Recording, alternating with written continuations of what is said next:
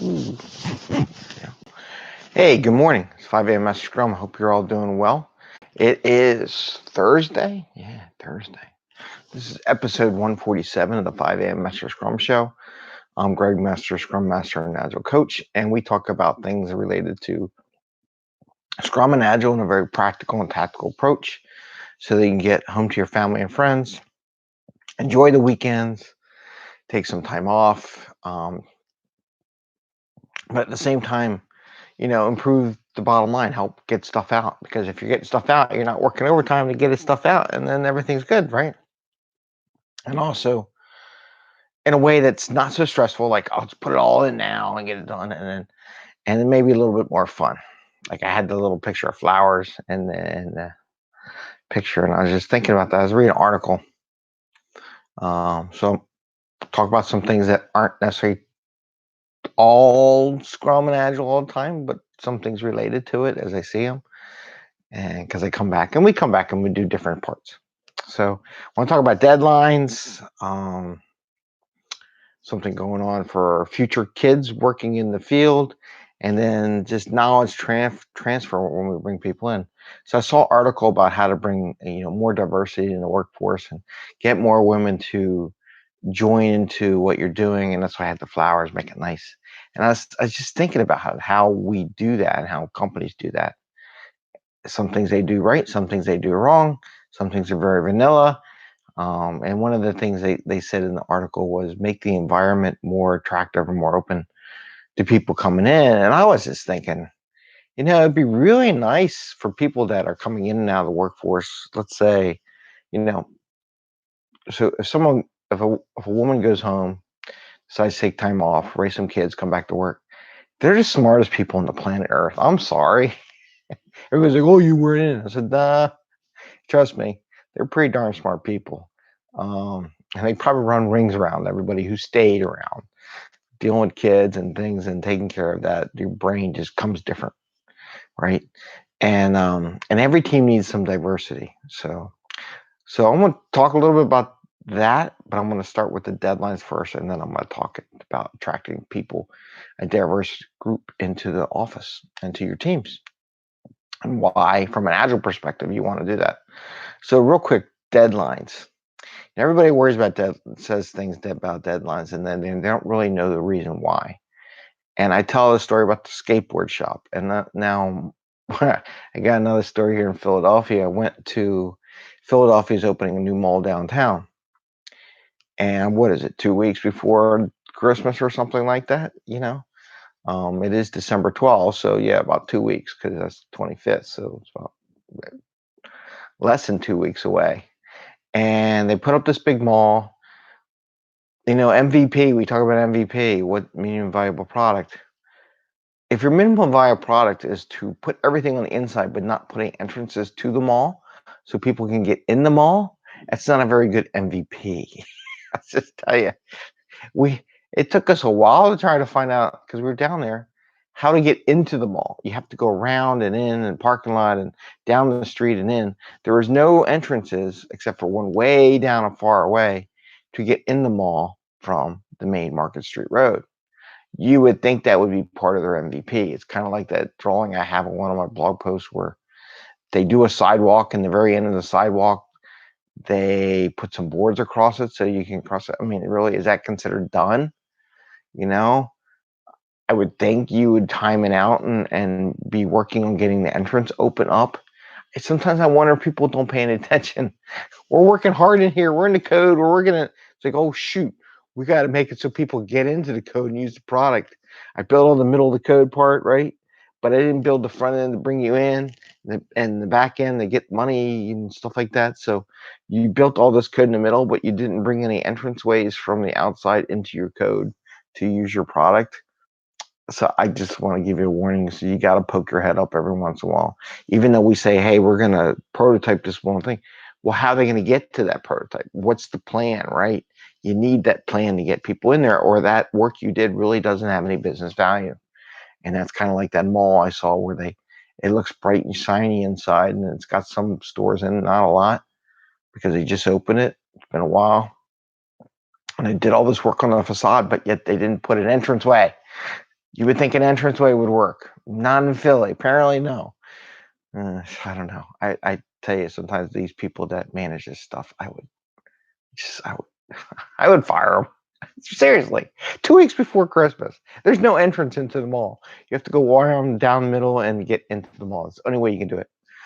It's like, anyway. So that's what I talk about MVP. Just make sure make your products good. Make sure people can get to your product. That's important. So that's like a coding, agile development. Yeah, making this and looks great. We forgot how to get people to the product. Like, where are they going to click on the main front entrance of the website and get into the product? It's just something to think about, right? And the other thing is, like, they were talking about hiring and getting diverse and starting early. And one of the things I'm going to be doing when my wife's volunteer, it's going to be Thursday because she has off on Thursdays, which is great. And my neighbor's wife, she's a teacher. She's going to help volunteer. It's like a robotics class. So this year I got a couple people to help with robotics. Going to start in spring. Took off last year because we closed it last year because just people, I don't know, the kids were all over the place. We signed up this year. Got over 20 kids that want to do the robotics class. That's a lot. That's like a whole grade in this school. It's like a whole grade worth of kids that want it. And there are a couple different ages. And, there's boys and girls and like a different mix in there. But they all want to do robotics, which is awesome. And this is something an organization should really be encouraging and helping because, as you teach these kids younger about tech and what you're doing, they'll come work for you. And they'll be really good. They'll have an interest to it. They'll have some knowledge of it. Where a lot of these places is all about work. It's all about staying on the work and coding and never putting your head up. Part of it is if you want a long-lasting company, and this is why we do diverse. This is the agile thinking. This is the cross training. This is the free up to more time to do other stuff that doesn't necessarily have instant coding results, but over long term has everything from your I don't know what you would call it, your branding of your company, good place to work for. They work with kids. They help my kids. I like them. I'm going to buy their product. It's all about branding, how you do this. And a lot of these companies are so focused on the bottom line stuff. They don't think about this other thing, the other stuff that goes along with it. And, but that's a great way to grow kids into the tech base, especially women and young ladies, is do the robotics in the high school and the junior high and get them interested in what's going on. And just something I wanted to share. And then the other thing is, attracting new people. Okay, we're good. When they hire people, they're talking about the hiring process, right? So this is an agile thing. This is kind of like agile. Bringing new people on the team. And I always say you should make a story, a knowledge transfer story. And when you hire new people, I always say there's like 3 parts to it, right? Part 1 is, I'm going to be greedy, the agile. They have to know agile. They have to know how you operate. So there's 3 sections of this knowledge transfer. 1 is agile, how we're going to work and operate so they work as a team. 2 is the technical aspects of the job, where stuff is located, how they code, styles, formatting, where to get things, how you work as a team in the technical world. And the third part is the product itself. How does the product operate, give anything? Those 3 things are really key to bringing people on board quicker, faster, better. If you let them off and let them figure it out themselves, it'll take months. But you can do those 3 things in a week, right? And within a week, they kind of know what they can start writing code and start contributing to the product.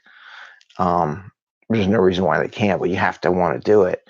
And I usually have people do a story, and in those stories, there's usually 3 tasks. There's someone like me teaching the agile part or Scrum Master. There is a technical lead that's been doing it for a while. Maybe do some pair programming with some different people, and that's the technical part. And then the third, the product is the product owner demonstrates the product, or BA or somebody, or a test lead. But usually I really want the product owner. I kind of want the product owner to do it. just want them to take ownership and, hey, this is my product. I love this is it, man. Not the tester, but then like that. I would love to have the product owner give their twist to the product and how it works. With those things. But you know what would be really nice? When you go interview people or you put jobs up there, it says we'll go through it, we'll tell you how we bring people on board. You know, it's not just that. It's here's how we, and when you put the ad out there, put in the ad that you have a onboarding process that involves those three things. I wonder if you wrote that on your app, your advertisement for a position, the three things. Like when we onboard you, we tell you how we operate, which is Agile. We tell you about the technical and have you pair with somebody who's working on the product line itself. And we tell you about our product, and we have a product owner who's going to do that. I think that would be an awesome way of advertising your business. I think you'll get more applicants and better applicants. And I think you'll get more women who are re-entering the workforce to apply to those jobs. Because if you think about it, those are the stress points. How you operate, well, we're going to show you how we operate. We're just going to assume you're smart and that you know how to code. Don't need to teach you how to code or test or whatever. We're hired and you've done it before. We figure you knock the rust off, you'll be fine. Because you're smart anyhow. If you can graduate through all this stuff, you're smart. So we'll teach you Agile, we'll teach you the code, and we'll teach you about the product. And we're going to teach you like day one in the first couple of days, so you're not like in most companies messing around for months trying to figure out how your way around the product line. We're going to get you up to speed right away so you feel like you're contributing and having a good time. You don't feel like you're lost, and we'll pair you with people. I think if you wrote that in your ad, I think you'll get all kinds of people to apply for the job. Anyway, I'm off on a tangent. It's Thursday. I got people coming to dig out my sewer lines in front of my house, so I'm kind of like off on a different tangent. But from a hiring a diverse perspective, I think if you show them that you're going to work with them on what your product is and how you do it, and the technical, the process, the Agile, and the product itself, and you write that in your ad, I think you'll get a more diverse group of people applying for your job because they're like, hey, they really care about bringing people on board and sharing knowledge transfer. It's not that I'm not going to hold my knowledge back from you. It's a knowledge sharing so we get you up to speed and make you part of the team quicker. I think that would be a great way of getting more of a diverse workforce into your organization. So, and with that, I'm going to let it go. It's 5 a.m. Mester Scrum. Ring the little bell, subscribe to our channel, share with your friends. I'm going to be teaching some classes in the new year coming up. I had to put some material out there so everybody knows about it. But I appreciate the likes and shares and everybody doing well. You have a great day. Happy scrumming. Enjoy your Thursday. One more day left.